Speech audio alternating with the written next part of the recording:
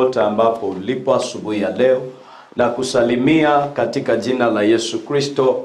Happy Mother's Day wanawake wote ulimwengu mzima. Nikiingia kwa mke wangu Pastor Marceline, Happy Mother's Day. Wazazi, Happy Mother's Day. Wamama pale kanisani, walio nyumbani, Happy Mother's Day. Wewe ambaye ni mama, Yesu Kristo amekusaidia, uko na watoto, nataka ufurahie sana kwa siku hii ama weekendi hii. Yesu akubariki. Na wewe mzee uko pale nyumbani, beba mke wako, enda na yeye mahali na yeye pia afurahie. Nashukuru Mungu asubuhi ya leo kwa wema wake na fadhili zake. Niko na ujumbe kwa muda mfupi kwako wewe mtazamaji, na nimeleta ujumbe huu kwa wakati huu ambao unafaa. Wengi wetu walikuwa maybe unatarajia pastor ataleta ujumbe kuhusu mama, lakini nataka nileta ujumbe kuhusu Yesu Kristo. Kabla sijaleta ujumbe huu, nisikilize. Hizi ni siku za mwisho. It is the end times. Mambo ambayo yanatendeka, mambo ambayo yanaendelea kuonekana, mambo ambayo yalitabiliwa, mambo mengi zaidi ya 2000 yametimia, na sasa tunaongoja machache tu kufumba na kufumbua macho. Kristo atakuwa amerudi. Niruhusu nisome kitabu cha Yohana Injili 5 mstari wake ni wa 28 na 29. Msitaajabikie maneno hayo, kwa maana saa yaja ambayo watu wote waliomo makaburini wataisikia sauti yake, nao watatoka wale waliofanya mema kwa ufufuo wa uzima, na wale waliotenda mabaya kwa ufufuo wa hukumu. Sasa nataka nisungumuzie mambo mawili: uzima na hukumu. Kuhukumiwa na kupokea zawadi ambayo ni ya uzima. Sikiliza mtu wa Bwana ama mtazamaji, wakati huu ambao umefika, majira haya ambayo yamefika, tunasema ya kwamba ni siku za mwisho na Yesu Kristo anarudi. Yohana anasema ya kwamba kisha nikawaona wakubwa, nikawaona wadogo, kitabu cha Ufunuo, wamesimama katika kiti cha enzi, kila mmoja akahukumiwa sawa sawa na matendo yake. Bwana Yesu apewe sifa. Sikiliza mtazamaji, kila mmoja akahukumiwa sawa sawa na matendo yake. Na Yohana Injili hapa anasema ya kwamba katika wakati huo watakaofufuliwa kwa uzima ni wale ambao wametenda mapenzi ya Bwana. Watakaofufuliwa kwa sababu ya hukumu ni wale ambao hawakutenda mapenzi ya Bwana. Yesu Kristo yuaja. Kila mmoja atakapohukumiwa, nataka uangalie siku hiyo. Hiyo siku itakapofika, hakuna yeyote ambaye anajua, hakuna yeyote ambaye anayefahamu siku hiyo itakuwa lini, siku hiyo itakuwa ni siku gani. Sio Jumatatu ama Jumapili, siku hiyo ni siku gani? Sikiliza mpendwa, yafaa tujiandae kwa sababu ya kuja kwa Yesu Kristo.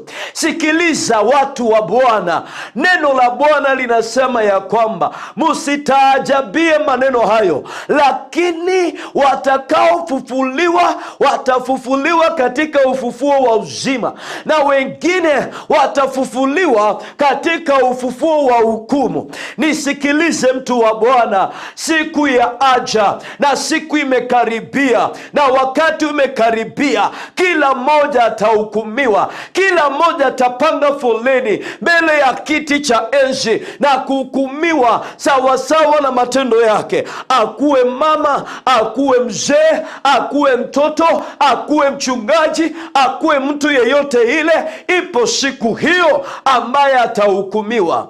Sikiliza nikuonye, pesa asitakusaidia mali yako hayatakusaidia. Kuitwa pasta, jina pasta haitakusaidia. Kuitwa nabii, jina nabii haitakusaidia. Kuitwa mwalimu wa university, either lecturer, kuitwa mfanyabiashara mkubwa, kuitwa mwenye majengo makubwa, hayo majina hayatakusaidia katika siku ya hukumu. Kuwa na mavazi mazuri, hayo mavazi hayatakusaidia katika siku ya hukumu. Kuwa na mashamba makubwa hayatakusaidia katika siku ya hukumu. Sikiliza mpendwa, neno la Bwana linasema palikuwepo na watu wawili. Huyu mmoja alikuwa anaitwa Lazaro na huyu mwingine alikuwa anaitwa tajiri. Neno la Bwana linasema ya kwamba hawa watu wote wakakufa, hawa watu wote wakafariki, hawa watu wote wakafunga macho, hawakupumua, na hawa watu wote walizikwa. Neno la Bwana linasema ya kwamba Lazaro, yule tajiri, alipofungua macho yake alimuona Lazaro amekaa katika kifua cha Ibrahimu. Neno la Bwana linasema na alipofungua macho yake aliona hapo mahali fulani pa mateso, mahali pa kuungua, mahali pa kuteseka. Akasema ya kwamba nimemuona yule Lazaro. Akamwambia Ibrahimu, mwambie Lazaro achofye kidole chake kwenye maji, akuje aweke juu ya ulimi wangu ili mimi nisiugue sana. Neno la Bwana linasema ya kwamba Ibrahimu akamwambia, hapo mahali ulipo na hapa mahali Lazaro alipo hakuna uhusiano, kwa sababu pale ulimwenguni ndio mungetengeneza nafasi yenu vizuri pa kuingia mahali popote ambapo kila moja anahitaji. Wakati wa kujiandaa sio wakati uko mgonjwa, sio wakati mwingine. Kila wakati yafaa ukuwe tayari, kwa sababu saa yoyote tarumbeta italia, saa yoyote mwana wa Adamu Yesu Kristo ataonekana mawinguni, ataingia. Kila mmoja, waliokufa watafufuka, wale ambao wajakufa, maana maandiko yanasema ya kwamba kuna wengine hawataonja kifo mpaka wakati watamuona Bwana macho kwa macho, ndiyo mili yao ibadilishwe. Haleluya. Nataka nikwambie ya kwamba Lazaro alipokufa na tajiri alipokufa, unaweza angalia maandiko, ni kama hukumu ilitolewa ya kwamba Lazaro ameurithi uzima na tajiri ameurithi ule nafasi ya mateso, ile nafasi ya moto, ile nafasi ya kugua. Sikia, jina la tajiri alikumsaidia, mali ya tajiri hayakumsaidia, pesa ya tajiri haikumsaidia. Chochote alichokuwa nacho, iwe manyumba, iwe mavazi, ile fema, ile kujulikana na watu, hakukumsaidia. Kile kitakacho kusaidia ni kujulikana, yaani jina lako liandikwe katika kitabu cha uzima wa milele. Kila ambacho nimekuja niseme na wewe, fanya hima, fanya kazi sana, kuwa na imani sana, ili jina lako liandikwe katika kitabu cha uzima. Vitabu vikafunguliwa. Yohana anasema ya kwamba wale ambao majina yao hayakupatikana kwenye kitabu cha uzima walihukumiwa, na wale ambao majina yao yalipatikana kwenye kitabu cha uzima waliingia kusherekea pamoja na Yesu. Wakati umefika, majira yamefika. Wacha dhambi, wacha usherati, wacha uwizi. Maandiko yanasema ya kwamba walevi hawataingia katika uzima wa milele. Maandiko yanasema ya kwamba wanyang'anyi hawataingia katika uzima wa milele.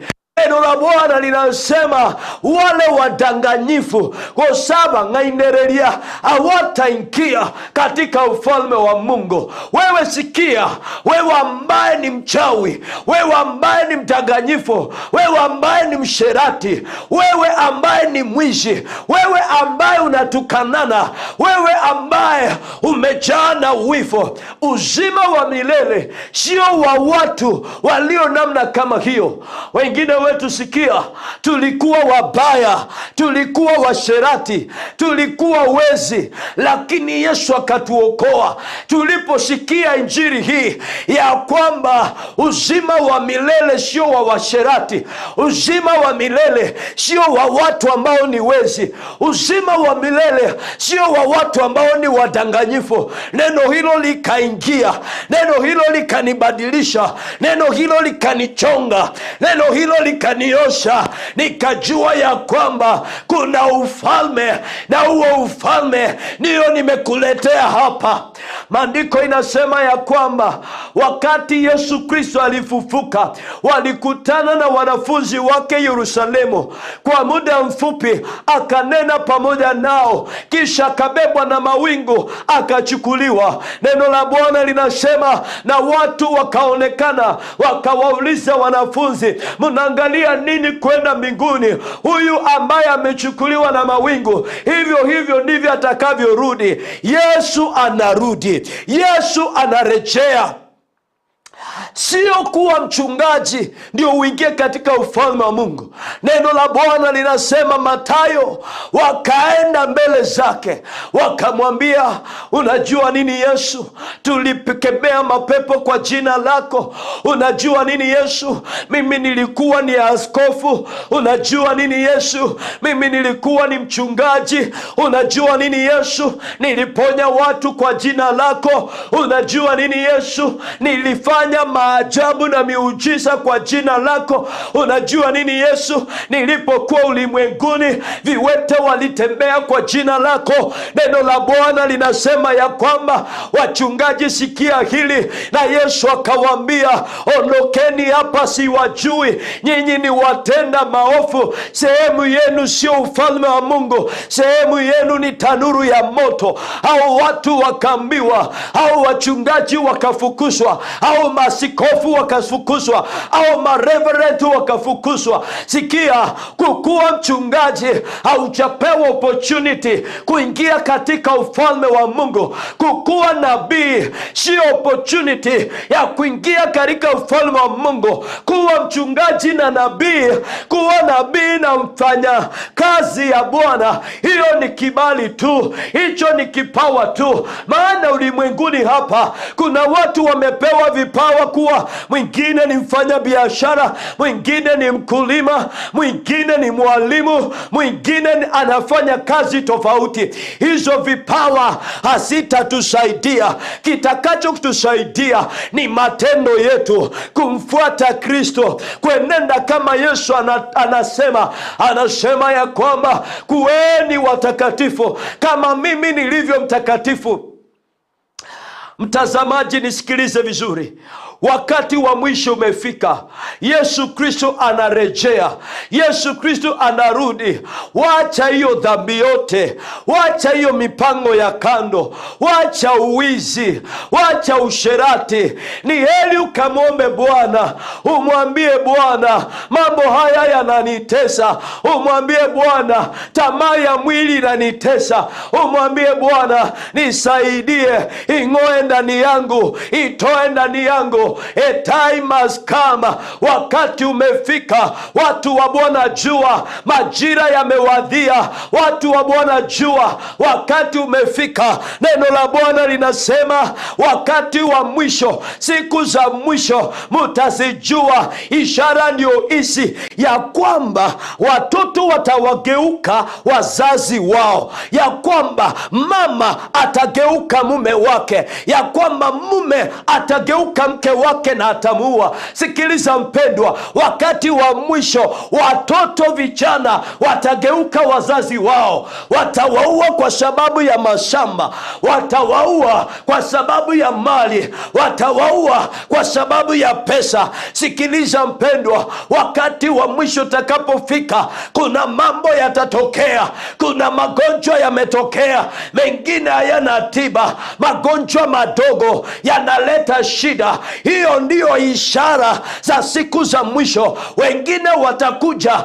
wakijifanya wachungaji, wakisema wametumwa. Hata watatumia jina la Yesu ili kuwadanganya wengi wawafuate. Hata watakuwa makanisani kuhubiri kwa jina la Yesu, lakini kile ambacho wanataka ni kuwadanganya watu wasijue Mungu, ni kuwadanganya watu wasijue ukweli, ni kuwadanganya watu wasielewe uzima. Sikiliza, utawajua kwa matunda yao, utawaelewa kwa roho ambazo wamebeba. Mtu wa Bwana nisikilize, wewe rafiki wa Bwana nisikilize, Yesu anarudi. Kama unahitaji, wewe mwamini Yesu Kristo, enda kanisani, sikia injili, fanya lile neno linasema. Ingia kanisani, weka moyo wako kwa Yesu, muombe Yesu.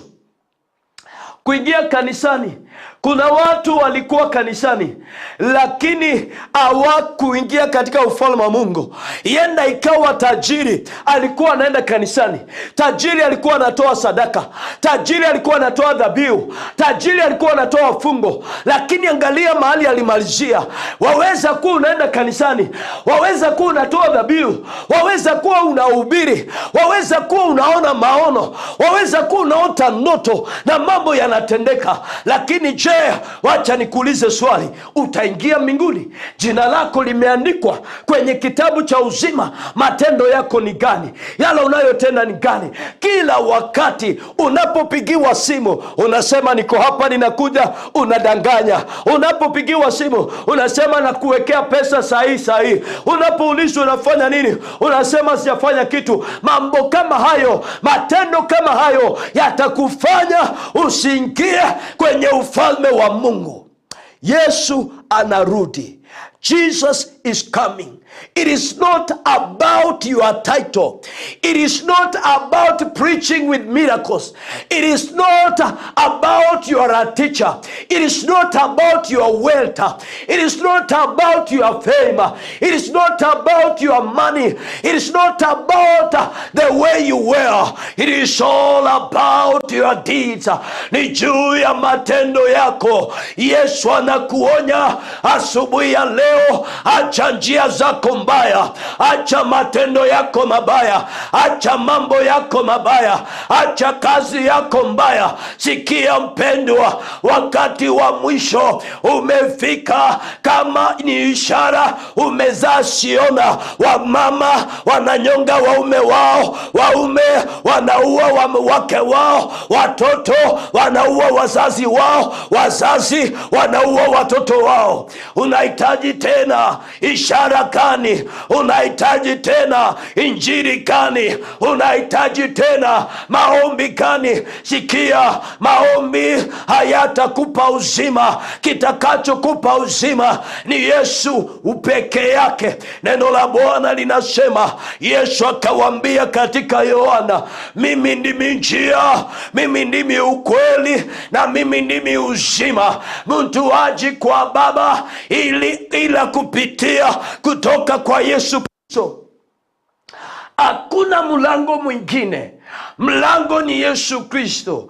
Hakuna njia ya uzima ingine tofauti. Njia ni Yesu Kristo. Hakuna kazi ingine ya kufanywa.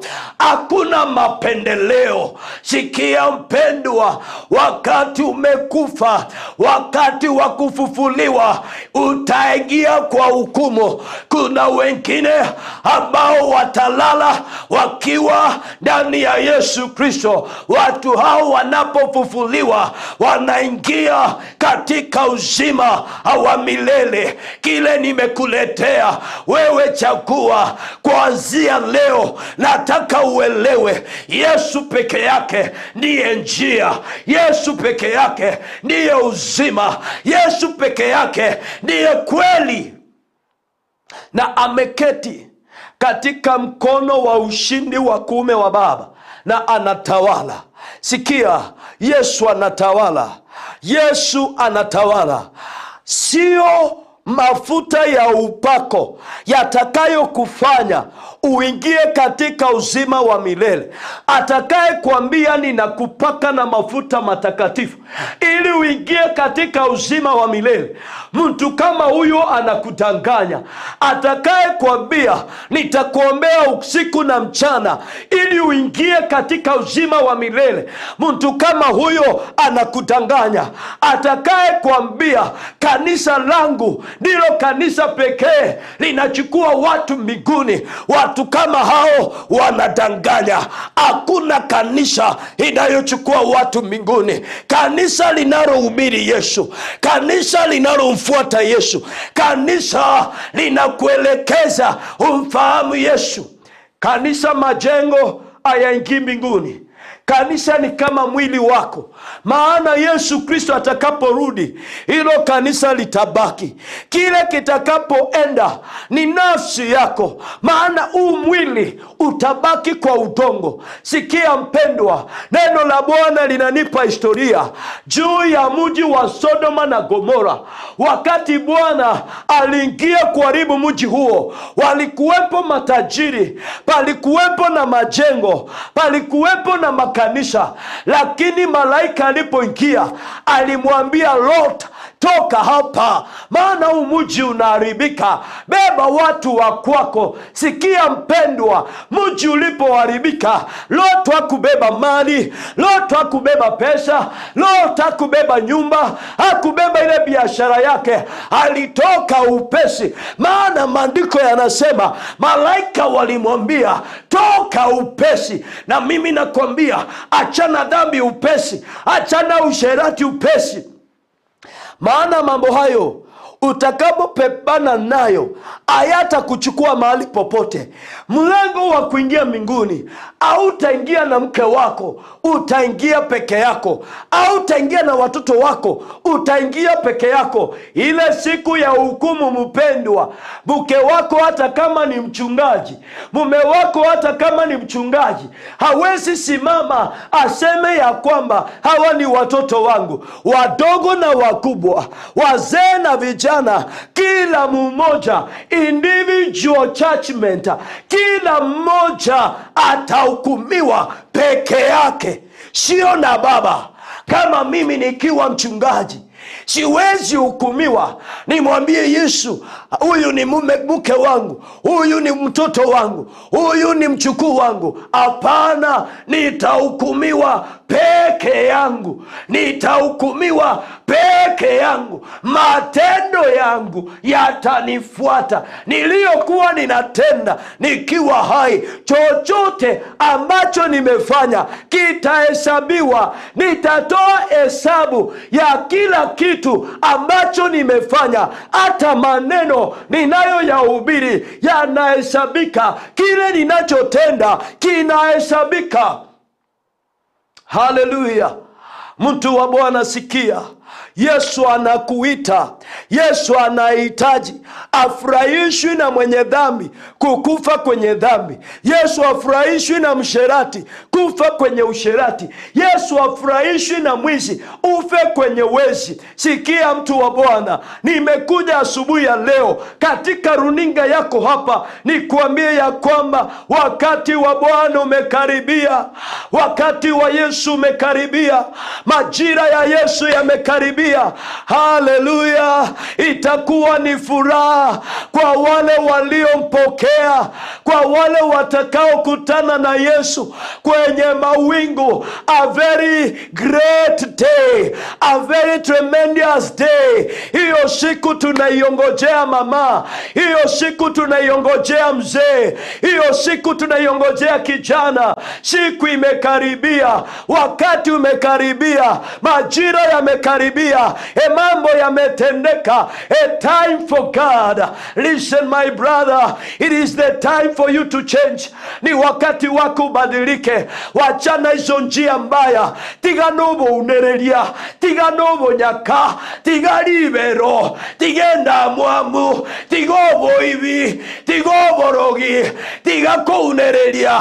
Omonene tatagitia mangana bunayo, ayo Gusii asore tegerera, koroko Gusii terako oboruoti Yesu kwenana, ayo morandi tegerera. Wachana usherati kwa madhabahu. Wewe nabii sikia, wachana udanganyifu. Wewe evangelist sikia, wachana kutafuta mali, tafuta Yesu kwanza. Ingia ndani ya Yesu, maana Yesu anapeana uzima, Yesu anapeana faraja, Yesu anapeana baraka.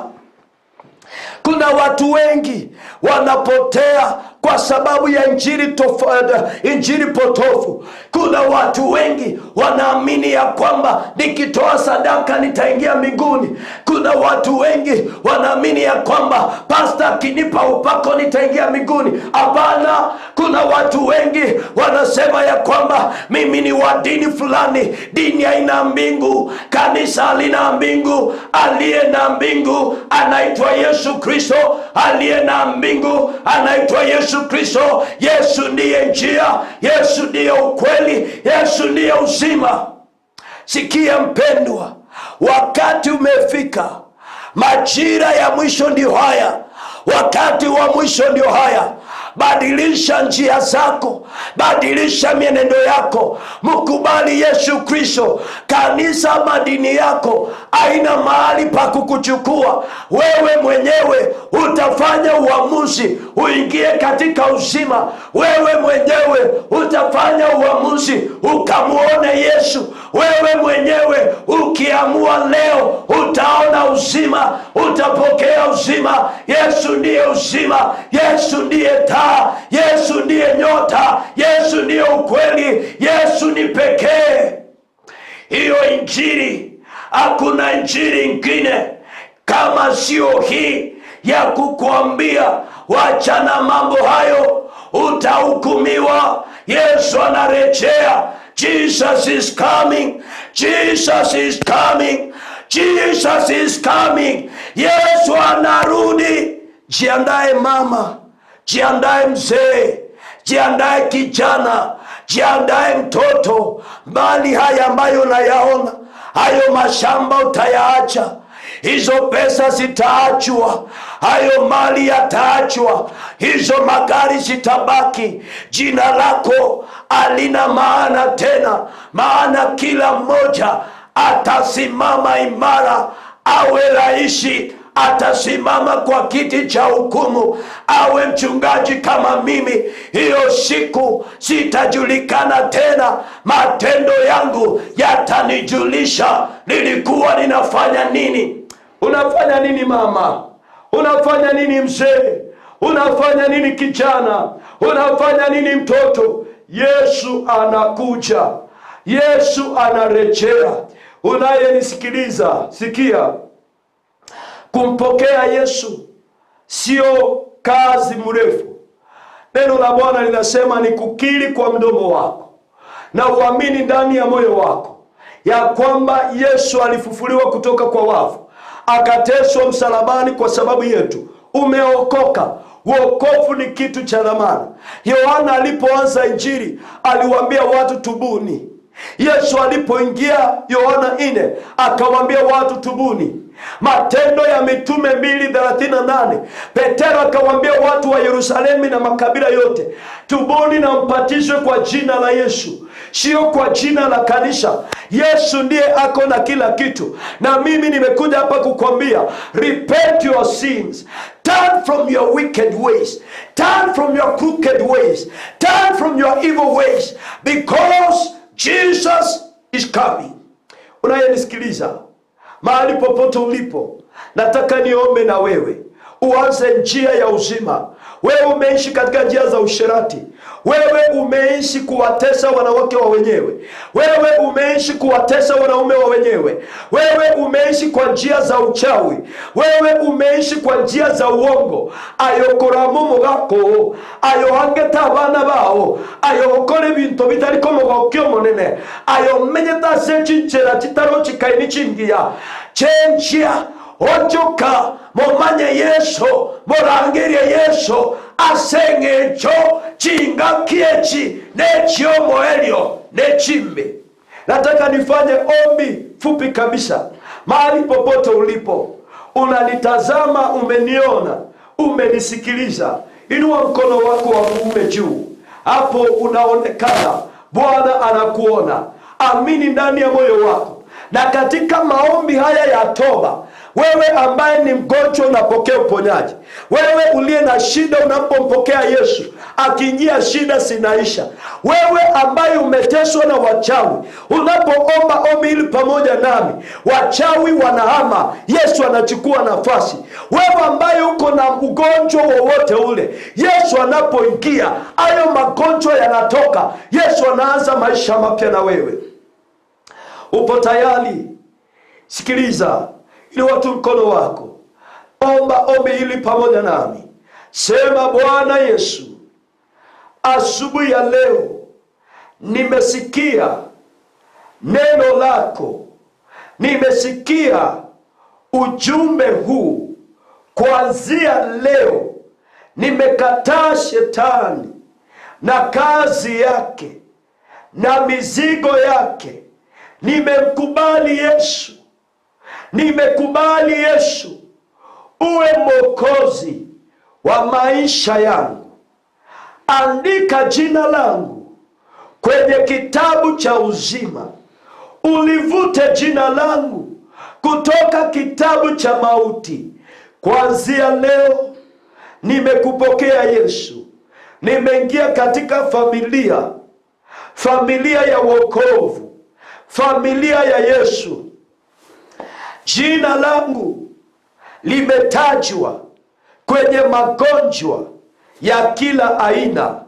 Sema, ewe magonjwa, ondoka kwangu. Ewe laana, ondoka kwangu. Ewe mateso, ondoka kwangu. Roho wa Bwana, ingia ndani yangu. Chukua nafasi, uniponye, unibariki, unisafishe. Kwa jina la Yesu nimeponywa, nimeokoka, nikiamini Yesu. Amen. Pokea uponyaji. Barikiwa. Mfuate Yesu. Enda katika njia za Bwana. Yesu ndiye njia. Yesu ndiye ukweli. Yesu ndiye uzima. Unaposherekea siku za wamama, siku za mama, Happy Mother's Day tunasema kwa kizungu, sherekea Yesu katika maisha yako. Tunaposherekea mama mzazi, usimuache Yesu. Unaposherekea na watoto wako, binti zako na mke wako, usisahau Yesu. Kwa kila kitu, Yesu ndiye njia, ndiye ukweli, ndiye uzima. Mwenyezi Mungu akubariki. Mahali popote ulipo, familia yangu barikiwa, mke wangu na kila mmoja wa mama kanisani barikiwa. Njia peke yake ni Yesu. Yesu anarudi, Yesu anakuja, Yesu anarudi. Wakati umeisha, majira yamefika. Tengeneza njia yako, tengeneza mienendo